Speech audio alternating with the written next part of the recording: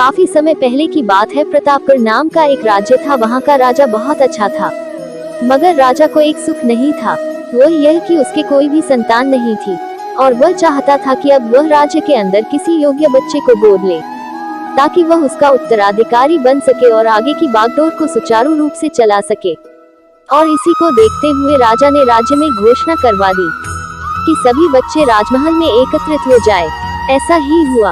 राजा ने सभी बच्चों को पौधे लगाने के लिए भिन्न भिन्न प्रकार के बीज दिए और कहा कि अब हम 6 महीने बाद मिलेंगे और देखेंगे कि किसका पौधा सबसे अच्छा होगा।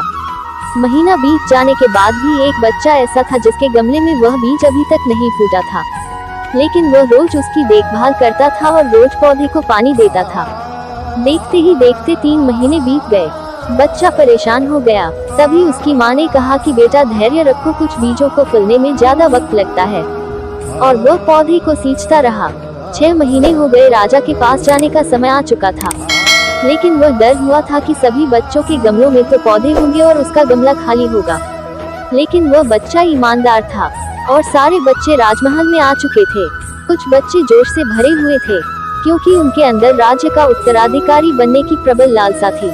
अब राजा ने आदेश दिया, सभी बच्चे अपने अपने गमले दिखाने लगे, मगर एक बच्चा सहमा हुआ था क्योंकि उसका गमला खाली था।